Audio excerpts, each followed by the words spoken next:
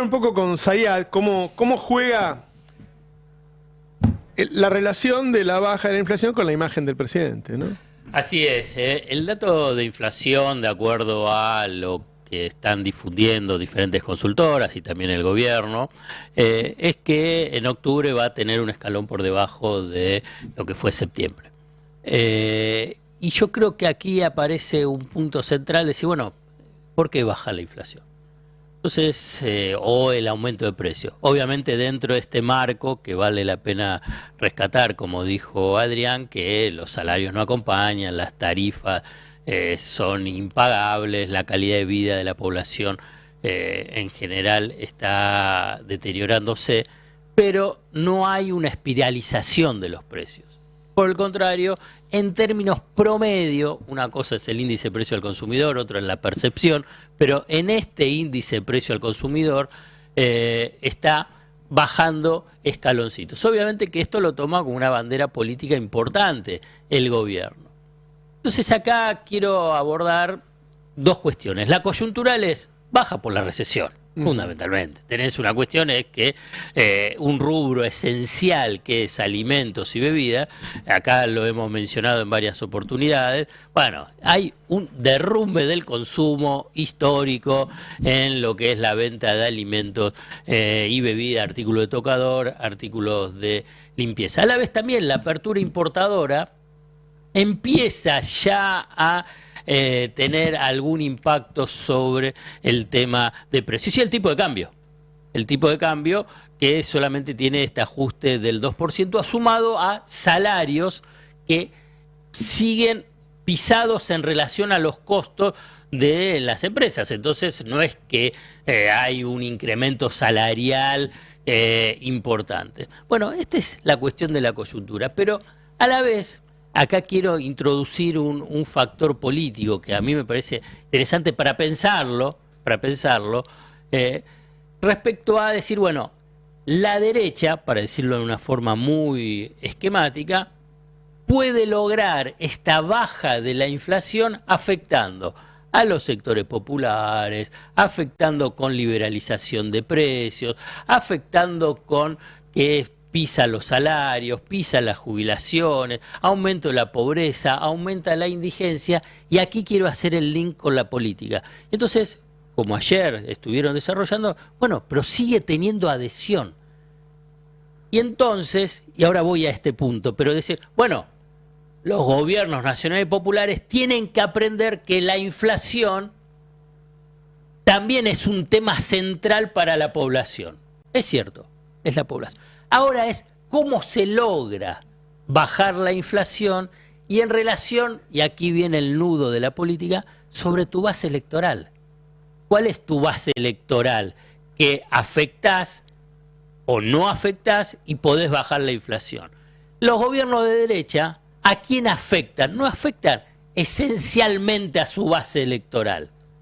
En realidad, vos agarrás y decís, mirá, con la recesión, con este tipo de cambio, mantengo el sistema, el mercado cambiario estable, y bueno, todo un sector de la población dice, y fundamentalmente su base electoral, y bueno, está bueno esto, porque además no aumenta la inflación, entonces mantiene su adhesión. Por eso es que ahí aparece a nivel de las encuestas y nos sorprendemos, decimos, pero ¿cómo es que todavía sigue teniendo apoyo? Porque es sobre su base electoral, que además hay otros componentes políticos, pero yo estoy remitiéndome al dato de inflación. Si esta misma política, ahora lo llevo, un gobierno nacional y popular, un gobierno peronista, digamos, la aplicase, pierde su base electoral, no tendría esa adhesión que puede fijarse las encuestas. ¿Por qué? Porque afecta al salario, porque afecta a los trabajadores formales, informales, a los jubilados, tiene desborde vinculado con el precio de los medicamentos, entonces se queda sin nada. Y por eso no hace esta política. No era necesario hacer esta bestialidad, podías hacer un plan de estabilización sin cortarle las piernas al tipo, ¿no? Pero ¿por qué la adhesión? ¿Por qué vos agarrás y todavía decís, bueno, no tenés resistencia? Porque afecta y apunta a lo que no es esencialmente su base electoral. Entonces puede seguir avanzando. Por la bicicleta financiera. La bicicleta financiera no es que tiene en su base electoral a los sectores populares.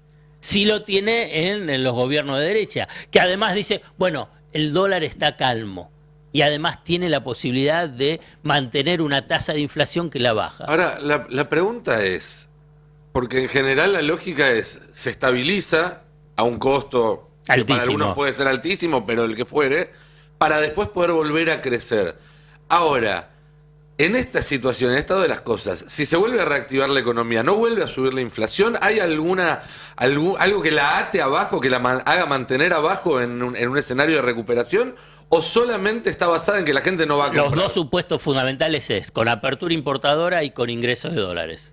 Entonces, ¿por qué? Con ese ingreso de dólares te permite financiar ese incremento de importaciones y a la vez no tenés la disparada del dólar. Esos son dos supuestos importantes que es lo que apuestan. Es a lo que apuestan. Es decir, bueno, ¿qué importa que desaparezca la industria textil o que el textil se reconvierta? El textil, el juguetero, el de marroquinería, alimentos, incluso de alimentos. Ya entonces, en los supermercados se puede ver una cantidad de... Entonces esa es la apuesta fundamentalmente para lo que puede ser si logra el crecimiento,